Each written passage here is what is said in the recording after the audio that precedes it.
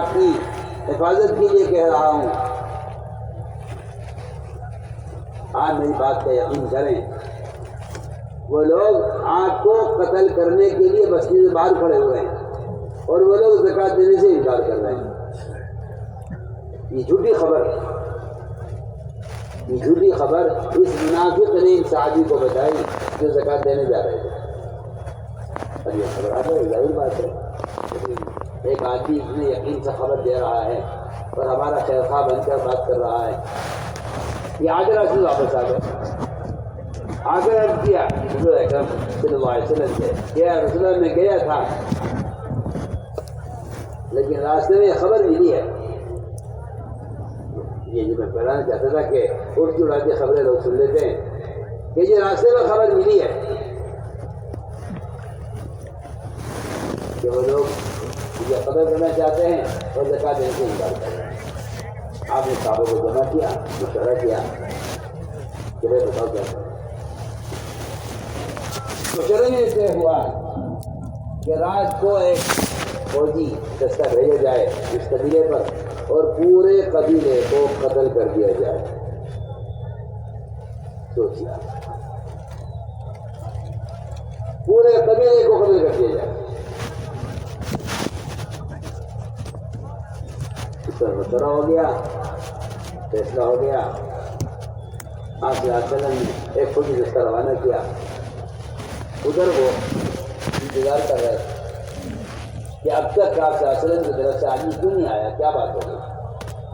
انہوں نے کہا صاحب آدمی اس لیے نہیں آیا آدمی زکوٰۃ دینے کے لیے کہ شاید اللہ نے آپ صلی اللہ علیہ وسلم کو ہماری زکوٰۃ کے مال کو قبول کرنے سے روک دیا۔ کیوں؟ بہت ممکن ہے کہ ہمارے زکوٰۃ میں، ہمارے مال میں کچھ حصہ حرام کا داخل ہو گیا ہو۔ سوچیے آپ،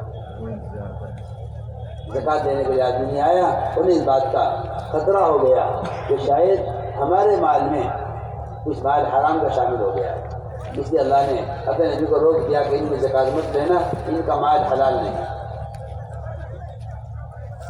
وہ انتظار کرتے کرتے پریشان ہو گئے تو وہاں سے وہ چلو کہ چلو اللہ کے نبی بنی جاتے ہیں کہ جی آپ تو وعدہ خلاف ہی نہیں کرتے، آپ کا آدمی آج کیوں نہیں آیا؟ وہ ادھر سے پوچھنے کے لیے چلے، ادھر سے یہ چلے ان کو مارنے کے لیے۔ راستے میں ملاقات ہوئی، میں نے پوچھا آپ کون لوگ ہیں؟ کہ ہم تو بڑے مختلف ہیں۔ آپ کون لوگ ہیں؟ کہ ہم تو آپ کو مارنے کے لیے آ رہے کہ بھائی کیوں مار رہے، کیا بات ہو گئی؟ انہوں نے کہا کہ آپ نے یہ کہا ہے کہ ہم زکوٰۃ نہیں دیں گے، کہ ہم تو انتظار کر رہے تھے زکوٰۃ دینے کے لیے آپ کا آدمی آئے۔ تو میں نے عرض کیا کہ اس خبر پر یہ مشورہ ہو گیا اور یہ فیصلہ ہو گیا کہ اچانک حملہ کیا جائے اور دیگر سب کو قتل کر دیا جائے۔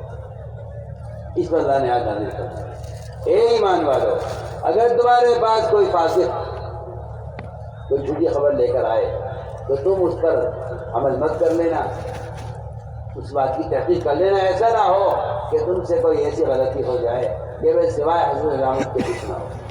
میں نے تو آپ کو مختصر مثال پیش کی ہے کہ اللہ کے ساتھ گمان ٹھیک کرنا ہے، اللہ کے بندوں کے ساتھ گمان ٹھیک کرنا ہے۔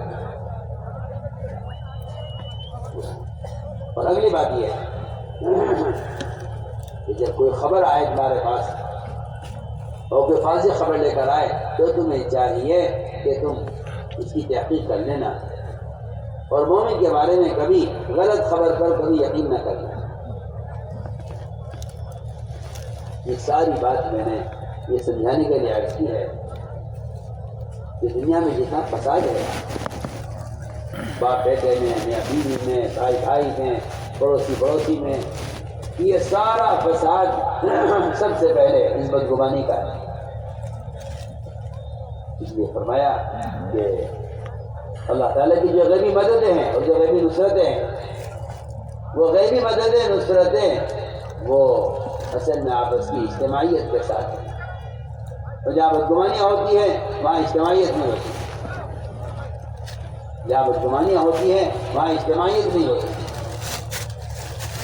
اس لیے فرمایا کہ اللہ تعالیٰ کی غیبی مدد وہ ایک چیز کے ساتھ ہے کہ بندہ اللہ کے ساتھ ایمان ٹھیک کرے۔ دوسری بات یہ ہے کہ اللہ تعالیٰ کی غیبی مدد اور غیبی نصرتیں وہ مسلمانوں کی آپس کی اجتماعیت کے ساتھ، اس لیے کہ جس رعب سے اللہ نے مدد کی ہے آپ صلی اللہ علیہ وسلم آپ کے صحابہ کی، اللہ تعالیٰ نے وہ رعب قیامت تک کے لیے 3 چیزوں میں رکھ دیا ہے۔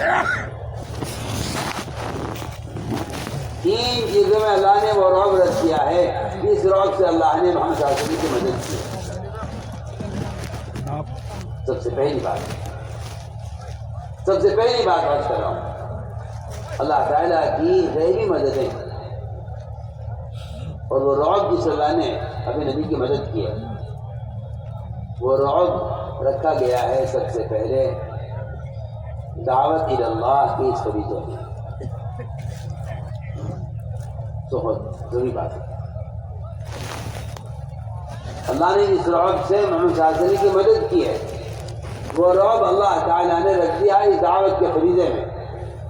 اور یہ صاف قرآن نے کہہ دیا ہے کہ اگر تم اس دعوت کے فریضے میں نبی کے مددگار ہو تو اللہ تعالیٰ تمہاری مدد کریں گے۔ ان تنصروا اللہ ینصرکم، کہ اگر تم اللہ کے دین کے مددگار ہو تو اللہ تعالیٰ تمہاری مدد کرے گی۔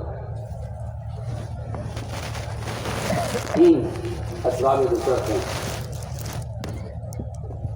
3 اسباب نصرت، ایک دعوت، دوسرے آپس میں مسلمانوں کی اجتماعیت، اور تیسری بات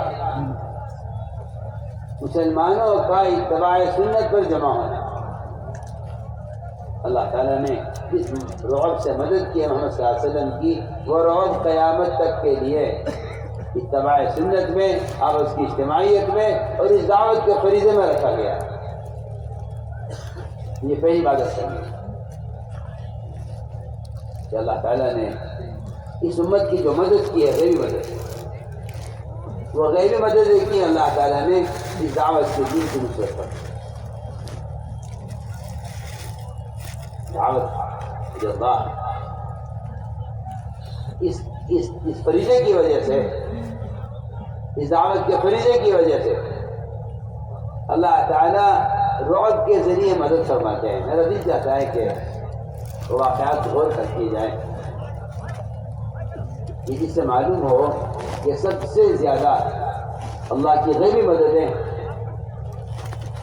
اس دعوت اللہ کے فریضے پر نازل ہوئی۔ ہوا یہ حضور اکرم صلی اللہ علیہ وسلم نے اپنے ہر امتی کو داعی بنایا تھا۔ کیوں؟ اس لیے کہ دعوت سے بڑھ کر اللہ کی غیبی مدد کا اور دعوت سے بڑھ کر اپنے دین پر جمنے کا کوئی اور ذریعہ نہیں ہے۔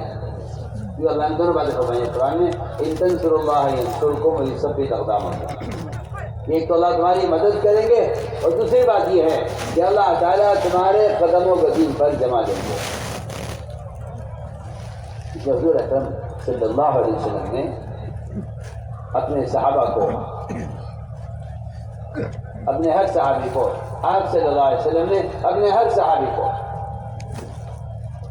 دین کا داعی بنایا تھا۔ اس لیے آپ نے جماعتیں بھیجی ملکوں میں، اور آپ نے جماعتیں بھیجی بادشاہوں کی طرف، ایسے بادشاہ جن کے نام سے لوگ کعبہ کرتے تھے، آپ صلی اللہ علیہ وسلم نے ان کے طرف جماعتیں بھیجی ان کو دعوت دینے کے لیے۔ اس لیے کہ دعوت اللہ یہ ایک وہ فریضہ ہے جس سے دین پر قدم جمے رہتے ہیں، دین پر قدم جمے رہتے ہیں، اور کوئی طاقت ان کو دین سے ہٹا نہیں سکتی۔ وہ غیبی طاقت اللہ تعالیٰ کی قیامت تک کے لیے اس دعوت کے فریضے کے ساتھ ہے۔ پھر حضور اکرم صلی اللہ علیہ وسلم نے ایک جماعت روانہ کی کسرا کی طرف، کسرا کی طرف جماعت روانہ کی۔ انہیں ایک صحابی تھے عبداللہ بن حذافہ رضی اللہ تعالیٰ عنہ.